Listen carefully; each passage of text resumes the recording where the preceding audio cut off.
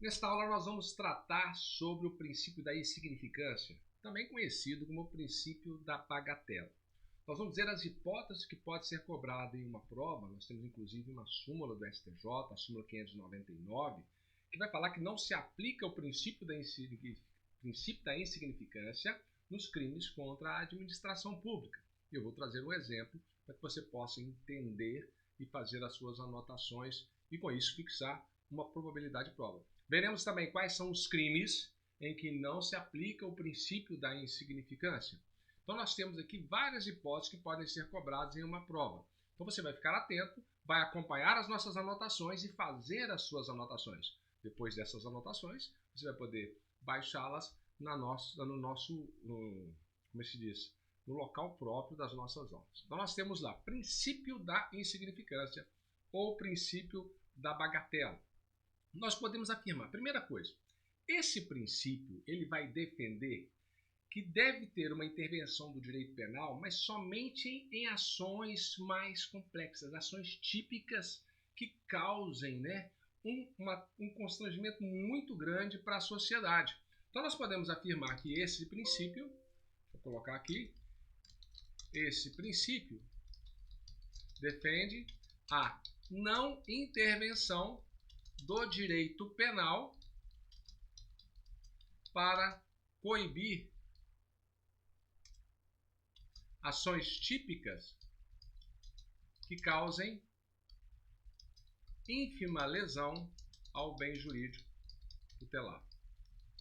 Aqueles crimes que causam problema, um constrangimento muito grande para a sociedade, eu não vou aplicar o princípio da insignificância.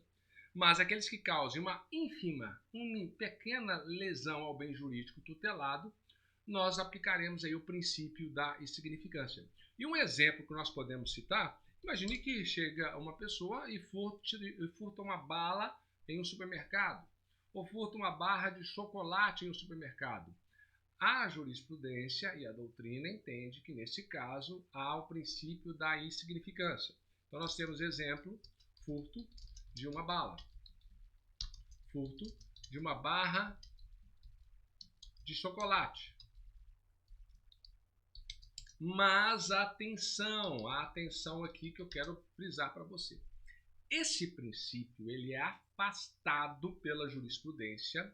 Então esse princípio é afastado pela jurisprudência. E qual jurisprudência? Do STJ, Superior Tribunal de Justiça, por uma súmula. A súmula número 599. Porque ela vai dizer que em relação aos crimes contra a administração pública eu não aplico o princípio da insignificância. Essa súmula afirma que não se aplica o princípio da insignificância nos crimes contra a administração pública. Então nós temos aqui as características e o primeiro ponto que poderia ser cobrado em uma prova seria a questão do princípio da insignificância. Então vou dar um exemplo aqui. Imagine a seguinte situação. Considere que um prefeito, então nós temos lá um prefeito de determinado município, ele emite uma ordem de serviço, uma ordem de fornecimento, melhor dizendo, fornecimento de 20 litros de combustível a ser pago pelo município a um indivíduo que não é funcionário público e nem estava prestando serviços para a municipalidade. Então nós temos aqui o exemplo. Então aqui, vamos associar. Prefeito emite uma ordem de fornecimento de 20 litros de combustível a ser pago pelo município a um indivíduo que não é funcionário público e nem estava prestando serviços públicos. e ele conduzia um veículo privado. Além disso, o veículo é dele, privado. Então, nós temos aqui a tipificação desse ato.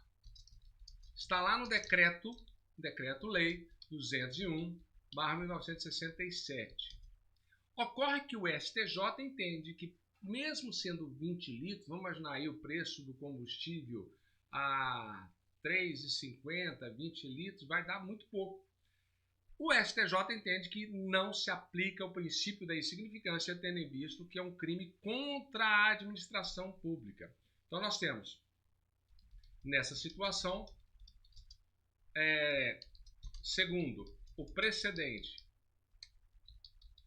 do STJ, não se aplica o princípio da insignificância, pois quando há crime contra a administração pública, o bem penal tutelado não é somente de ordem patrimonial, mas também relacionado à proteção da moral administrativa.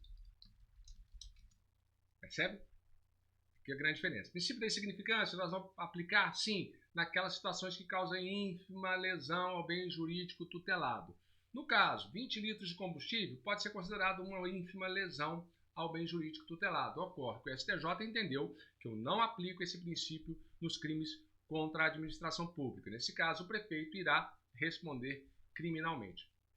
Uma outra situação que nós podemos citar também de exemplo é uma apreensão, de uma quantidade mínima de cocaína. Então, foi apreendida uma quantidade mínima, vamos colocar mínima, de cocaína, é apreendida. A quantidade mínima de cocaína é apreendida. Aí você vai colocar aí, em hipótese alguma, pode constituir causa justa para trancamento da ação penal com base no princípio da insignificância. Então, nós temos aqui com base no princípio da insignificância. Não vai poder, porque a jurisprudência do STJ já afirmou que é inaplicável, nesse caso, por se tratar de crime abstrato, crime de perigo abstrato. Então, vamos colocar aqui a jurisprudência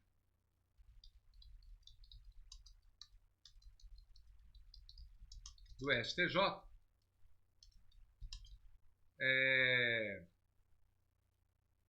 e podemos falar também do STF, e do STF entende pela inaplicabilidade,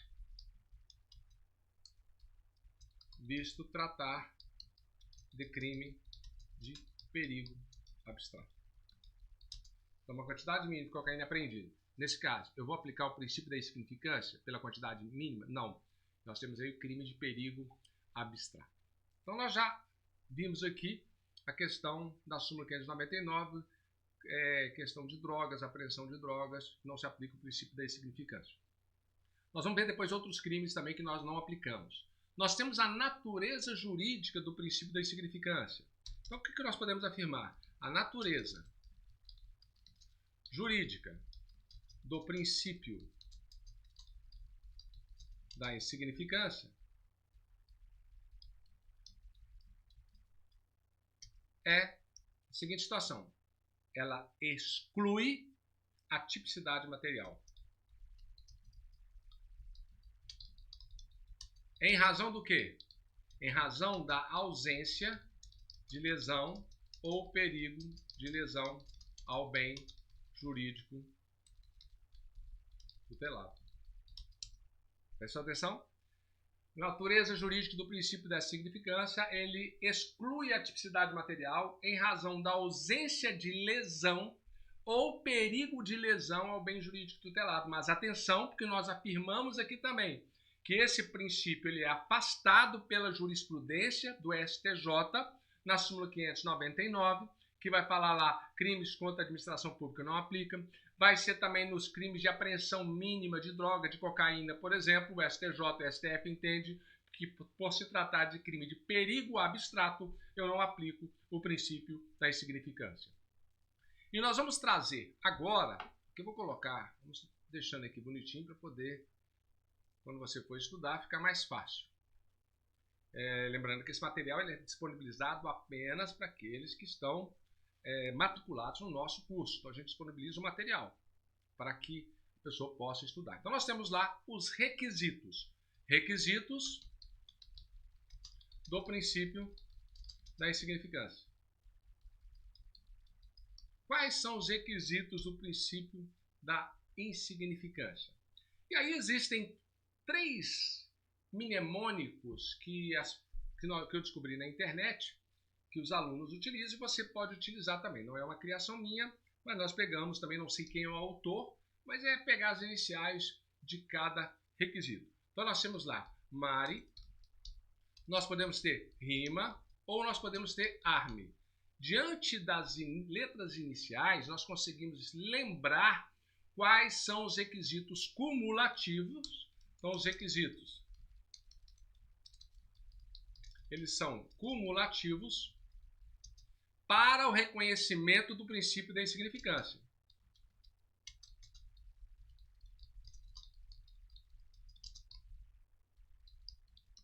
Então nós temos aqui requisitos cumulativos para o princípio da insignificância. O primeiro, eu vou pegar, para que a gente possa, depois você pode mudar a ordem, o que você achar melhor, eu vou pegar aqui essas iniciais. Então, M vem de mínima ofensividade do agente. Esse é o primeiro requisito. Mínima ofensividade do agente. Tem que ser inofensivo aquele agente para a sociedade. B, nós temos lá a ausência de periculosidade social. Está aqui, ó, o A. M, mínima ofensividade do agente. A, ausência de periculosidade social. Letra C, reduzidíssimo grau de reprovabilidade do comportamento. E letra D, inexpressividade do bem jurídico ofendido. Aqui nós temos os requisitos mínimos. Mínima ofensividade, ausência de periculosidade, reduzidíssimo grau de reprovabilidade do comportamento e inexpressividade do bem jurídico ofendido. São requisitos cumulativos para que eu possa identificar ali os requisitos para que eu possa aplicar o princípio da insignificância. Mas lembrando, apreensão mínima de cocaína, não aplica. Crimes contra a administração pública por ínfima lesão que tenha causado, também não aplico de acordo com a súmula do STJ. Então nós podemos afirmar, com base nisso, nós podemos citar agora alguns crimes, né, de acordo com a jurisprudência. A jurisprudência, ela diz que é inaplicável, é incabível, né, a aplicação do princípio da insignificância aos seguintes delitos. E é bom a gente saber para que numa prova, se cair alguma coisa, você já está mais ou menos atenado, atento a esse detalhe. Então nós temos lá o primeiro, vamos colocar na numeração. Primeiro, furto qualificado. Não aplica. Moeda falsa. Não aplico. Tráfico de drogas. Não aplico. Crimes que envolvam violência doméstica e familiar contra a mulher. Também eu não aplico. Outro aqui é contrabando. Contrabando também não aplico. Mas há decisões autorizando a aplicação no caso de importação ilegal de pouca quantidade de medicamento para uso próprio. Então, contrabando, remédios que são proibidos, né, entrar no Brasil. Proibido que entrar. Mas existem situações que for para uso próprio. Há entendimento vago ali. contrabando não aplicaria. 6. Nós temos de roubo. E aí é qualquer crime cometido com violência ou grave ameaça à pessoa. E nós temos também crimes contra a administração pública. Eu disse ali para vocês, crime contra a administração pública, nós citamos lá a questão do prefeito. Tem uma ressalva aqui, existe uma ressalva, o descaminho, quando o débito tributário que for verificado não ultrapassar o limite de R$20 mil. Então esse é o posicionamento hoje, em 2021, aqui que nós estamos fazendo esta aula. Então nós temos as observações com relação aos crimes. E nós temos então dois posicionamentos, que é o princípio da insignificância com relação a réu reincidente. Réu reincidente. Eu vou poder aplicar ao réu reincidente o princípio da insignificância, caso ele venha cometer? Bom, a jurisprudência prevalecente vai falar que não se aplica esse princípio ao réu reincidente. Não se aplica. Mas existem alguns posicionamentos que vai falar que eu poderia aplicar, porque o crime, se ele sendo insignificante, ele afasta a tipicidade material, como eu disse para vocês. E é atípica, pois não agride o bem jurídico tutelado. Se não agride, eu poderia aplicar. Mas o que prevalece é que não se aplica. Então, muito atento, numa prova objetiva, a gente marca que não se aplica o princípio da insignificância. Com relação às condições pessoais da vítima. Vamos lá, condições pessoais da vítima. Então, nós temos condições pessoais da vítima. Bom, as condições pessoais da vítima, ela deve ser levada em consideração para a aplicação do princípio da insignificância, sim. Porque com base na vítima, a gente vai identificar se houve ou não lesão ao bem jurídico tutelado. O furto de um rico e o furto de um pobre tem diferença. Por exemplo, mas vai depender também do valor sentimental, porque o valor sentimental do bem, ele deve ser levado em consideração para fins de aplicação do princípio da insignificância. Então nós temos que observar condições pessoais da vítima devem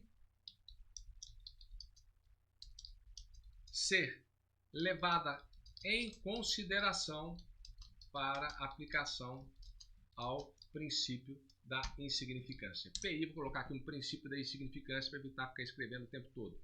Então nós temos aí que existe até uma decisão do Supremo Tribunal Federal a respeito de furto de disco de ouro de um cantor. Na verdade, o disco não era de ouro, simplesmente fala disco de ouro, era simbólico. Mas o STF entendeu que havia ali um grande valor sentimental e não se aplicou aí, no caso, o princípio da insignificância. Se vocês tiverem curiosidade, né? É o HC 107/615 de Minas Gerais. Então não se aplicou aqui o princípio da insignificância.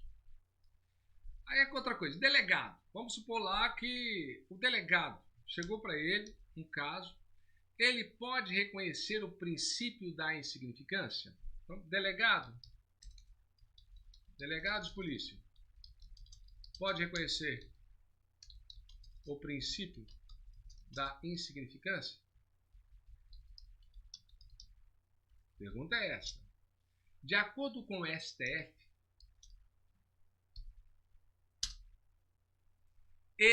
STJ, de acordo com o STF, o delegado ele é obrigado a lavrar o auto de prisão em flagrante. Está lá no HC 154/949, também de Minas Gerais, e saiu no informativo 441 do STF. Então, o delegado ele não pode reconhecer em tese o princípio da insignificância. Ele tem que lavrar o auto de prisão em flagrante. Agora, para a doutrina, nós temos lá o Kleber Masson, para ele entende que poderia sim ser reconhecido o princípio da insignificância, mas para uma prova objetiva, nós vamos aplicar o posicionamento do STF, que o delegado ele é obrigado a lavrar o auto de prisão flagrante. Ele não pode ali aplicar o princípio da insignificância. Então nós temos que o princípio da insignificância, ou bagatela, que nós vimos, né? Nós sabemos que é uma hipótese em que, mesmo existindo fato penalmente relevante, o caso concreto ali vai demonstrar que a aplicação da pena ela vai ser desnecessária, ela vai ser inoportuna. Então nós temos a desnecessidade de pena. Então, há o crime, mas a pena é desnecessária. Então nós podemos afirmar o princípio da insignificância, ou bagatela, impróprio também, né? É chamado essa questão. Então a pena que vai ser aplicada ela vai ser totalmente desnecessária no caso. Então nós temos a súmula do STJ, a súmula 589 do STJ, que vai dizer que é inaplicável o princípio da insignificância nos crimes ou contravenções penais praticados contra a mulher no âmbito das relações domésticas. Olha aqui, ó. Aqui é uma observação interessante. Nós temos que o princípio da insignificância, nós falamos, se aplica. Agora, na súmula 589, é inaplicável esse princípio. Eu não vou aplicar o princípio da insignificância nos crimes ou contravenções penais que forem praticados contra quem? Contra a mulher nas relações domésticas. Não se aplica. Essa é uma proteção para as mulheres. Nós temos aqui, não se aplica o princípio da insignificância. E só para que a gente possa, nós já estamos quase chegando no final dessa aula, nós temos lá princípio da insignificância própria e princípio da insignificância imprópria. Então, princípio da insignificância. Nós temos própria e temos imprópria. Vamos fazer aqui a distinção. Própria. O fato nasce atípico. É irrelevante para o direito penal. E o princípio da insignificância imprópria? O fato nasce relevante. Nós temos o que? Fato típico, ilícito e culpável.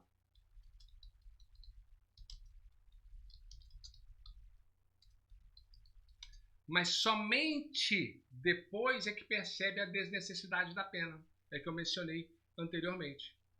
Somente posteriormente percebe-se a desnecessidade de aplicar a pena. Princípio da insignificância própria e princípio da insignificância imprópria. Podemos finalizar afirmando que o princípio da insignificância, e também podemos acrescentar também, além desse, o princípio da insignificância, o da fragmentariedade e o da proporcionalidade,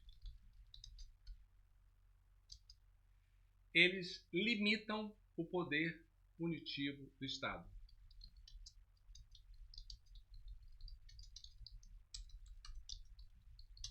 Então, como nós falamos no princípio da insignificância, quando ele é aplicado, ele limitou o poder punitivo do Estado. Espero que tenha gostado.